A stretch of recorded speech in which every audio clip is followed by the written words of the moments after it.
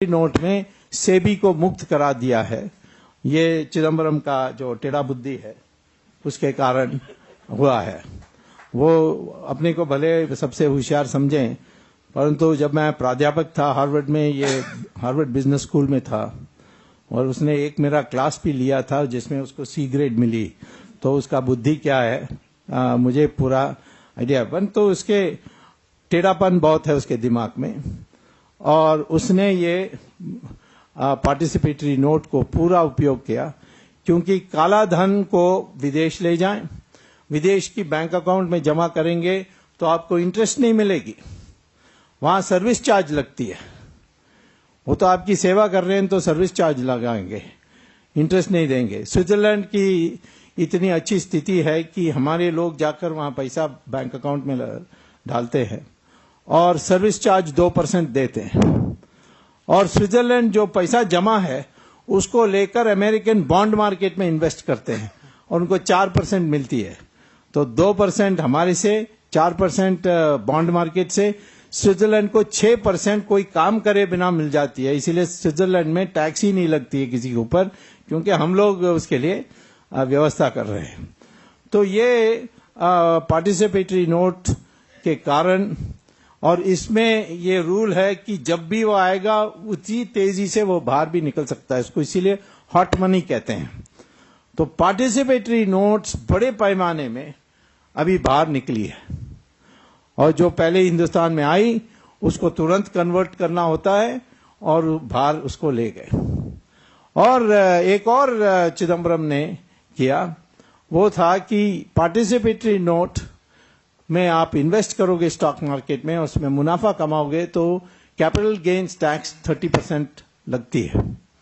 तो उससे भी आपको मुक्त कराने के लिए उन्होंने एक रूल बनाया कि यदि मॉरिशस की कोई कंपनी इन्वेस्ट करेगी तो उस कंपनी के, बेचारा मॉरिशस छोटा देश है, उसमें गरीब देश है, उसके लिए हम भारत की देश हृदय में बड़ी जगह है, इसीलिए उन्होंने ये कहा है कि मॉरिशस की कोई कंपनी इन्वेस्ट करेगी तो कैपिटल गेन्स टैक्स उसके लिए 0 है, ना के बराबर। और मॉरिशस में आपको $1 पर कंपनी वहां आप बना सकते हैं। तो सारे लोग आज कैपिटल पार्टिसिपेटरी नोट्स मॉरिशस जाकर एक कंपनी खड़ा करते हैं और वो कंपनी आकर यहां इन्वेस्ट करती है। मैंने ये 2G में देखा कि सारे जो कंपनीज लाइसेंस लिए थे रिश्वत देकर, उन सब का एक जो खरीदने के लिए पैसा आई लाइसेंस, स्पेक्ट्रम लाइसेंस को, वो सब मॉरिशस के सेटअप, एक ब्रांच कंपनी या एसोसिएटेड कंपनी, वो मॉरिशस से आई। सबके एड्रेस मॉरिशस की थी, और वो भी एक ही सड़क की एड्रेस थी, और उस एक ही सड़क में एक ही बिल्डिंग की एड्रेस थी, और उस बिल्डिंग में भी एक ही ऑफिस में सब कंपनी की ऑफिस, और उस ऑफिस में भी ताला लगी थी, कोई फर्नीचर नहीं था। तो ये एक फ्रॉड हमने देखा। तो ये सारी जो पैसा है ये अब बाहर जा रही है। आधा कारण ये भी है कि अमेरिका की मामला सुधर गई तो अमेरिका के बॉन्ड मार्केट में जा रही, परंतु ये पार्टिसिपेटरी नोट को तारापुर कमेटी ने कहा था अबॉलिश करना चाहिए। मैं पिछले 5 साल से कह रहा हूं कि ये सबसे खतरनाक, इसको डेरिवेटिव कहते हैं, सबसे खतरनाक डेरिवेटिव है, इसको अबॉलिश करनी चाहिए। तो ये भी डॉलर को आज महंगा कर रही है। और तीसरा है जो सरकार की मदद से हो रही है, वो है कि सिंगापुर, दुबई और ज्यूरिक, इन 3 जगहों में रुपए की शॉर्ट सेलिंग हो रही है। शॉर्ट सेलिंग जैसे फॉरवर्ड ट्रेडिंग जैसा है। सिंगापुर में बैठकर, और आज सिंगापुर सबसे महत्वपूर्ण बन गई है इस मामले, फॉरेन एक्सचेंज ट्रेडिंग में दुबई से भी ज्यादा और स्विट्जरलैंड से भी ज्यादा आज सिंगापुर इंपॉर्टेंट है।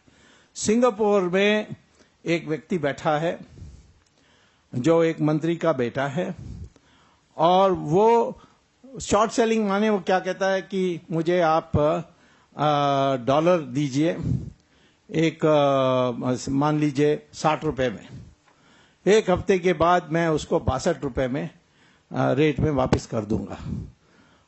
तो अब रेट बढ़ जाती है, 62 रुपए से ज्यादा 65 रुपया हो जाती है, तो उसको कोई काम करे बिना, कोई अपना पैसा होते बिना उसको 3 रुपए के मुनाफा मिल जाती है। इसको शॉर्ट सेलिंग कहते हैं। और वहां कौन कर रहा है? वो चिदम्बरम का बेटा है, कार्तिक चिदम्बरम। वो बाप से भी बड़ा चोर है। और वो वहां शॉर्ट सेलिंग करने का, और शॉर्ट सेलिंग के लिए मैं खरीदूं, उसके बाद डॉलर का दाम बढ़ना चाहिए और रुपए का दाम घटना चाहिए। उसके लिए उसने बाप के जरिए उसने रिजर्व बैंक को ओपन मार्केट पॉलिसी करने नहीं दिया। आज हमारे पास 277 बिलियन डॉलर्स रिजर्व्स में है।